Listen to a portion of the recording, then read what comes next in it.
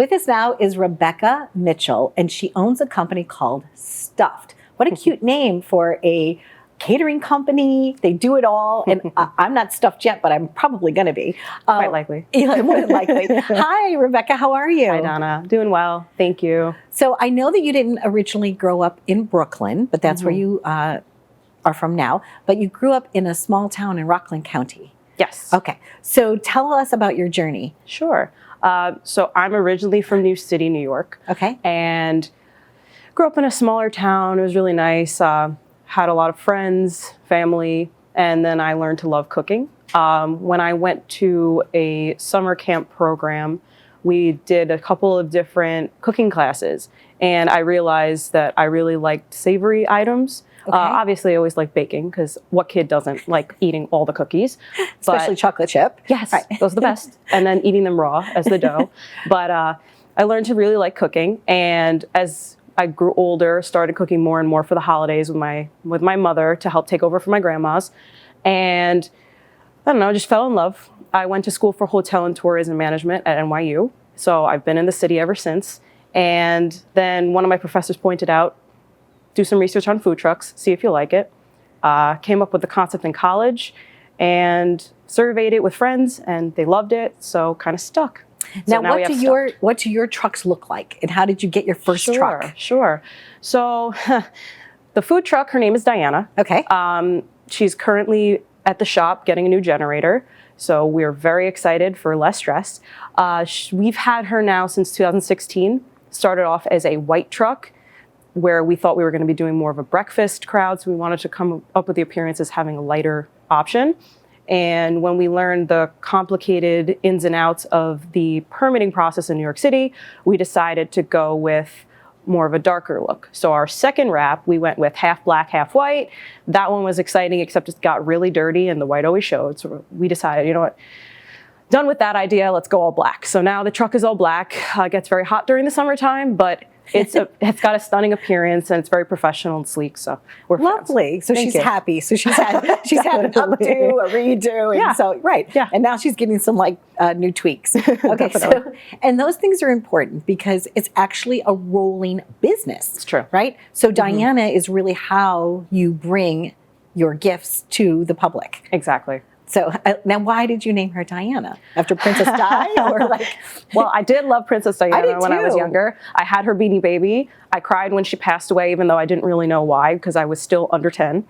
However, we came up with the idea one day when we were on the way to Woodbury Commons. The truck decided to just give out, because it was when you take over a used vehicle, you have to know something about said vehicle. My business partner at the time and we didn't know much about trucks. Okay. And even though he had driven trucks, we were still learning. It was a diesel engine, and a hose just burst out of nowhere. Okay. So the song Dirty Diana happened to be on, so we named her Diana. Oh, Diana. I thought it was going to be that song. No. That's really funny. And there you go. Now the legend has been born. She has her name. There you go. Now tell me about Stuf'd. This looks delicious. You said this was one of your top sellers. Yes, it's our BBQ Pulled Pork Sliders. So Stuf'd came around when I couldn't figure out what my concept was going to be. I was in Amsterdam on a trip with my brother, and we ate at a cafe, and the way they filled the bread made me think, oh, why don't I do stuffed French toast? Don't ask me how I thought of the idea. I was sober at the time, I promise. But my grandmother growing up always used to make French toast, and I said, why don't we make it savory? Obviously, we still do the sweet pastries, which are popular as well, but it's always the sandwich. So lovely. Yeah, of course. Thank you. And it's just the right portion size. The right? sliders. The sliders are, right. I mean, those are it's all right, here we go. What are some of your other menu items? Sure. So depending on what events we do, as of late, we've started to do more of a barbecue feel, just because barbecue is always popular. It's comforting. Exactly. And for us, from the cost perspective, it's much simpler, because you just braise the meat for a long time. You get a better yield on the meat. It's not as much ingredient wise going in to increase your costs. So barbecue's been simpler for us. It streamlines the process of producing it as well. And for stuff like the US Open and when we were at Citi Field, it's very easy to make the meat in bulk, which is very important. That's what I was going to ask you. You've had some really high profile events that you've gone to. Yes. Congratulations. Yes. What do you find most satisfying about that?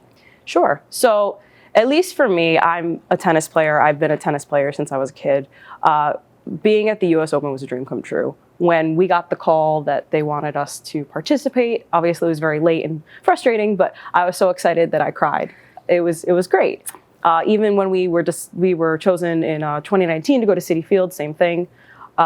Stuff like Comic-Con and other big festivals and music festivals that we do, like Rolling Loud, those are very exciting, but they're not as sentimental. When you get to work at the sporting arenas and the events when you're a huge fan, it's really nice. Yeah, it's like you've been vetted. It's almost like, Exactly. ta-da! For me with the show, even though I've interviewed like 14,000 people, it was Wow. my Jay Leno interview. At that moment, I felt like, oh, I grew up to be a talk show host. You know what I'm saying? Like, That's it's like awesome. those moments as an entrepreneur that For sure. you personally hold to yourself. Now, also parties, right? Yes. So you will go and do private parties for people. Sure, absolutely. So this past year, more than ever, we were doing private house parties where sometimes people didn't even know why they had the parties, but they wanted to have them. However, we've been doing bar and bat mitzvahs, birthday parties, anniversaries, weddings, full service weddings, and now we're even doing rehearsal dinners. We've done everything you can imagine. Well, it must be fun to be stuffed. Definitely. Rebecca, thank you so much Thank you, for joining Donna. us. I really enjoyed your company.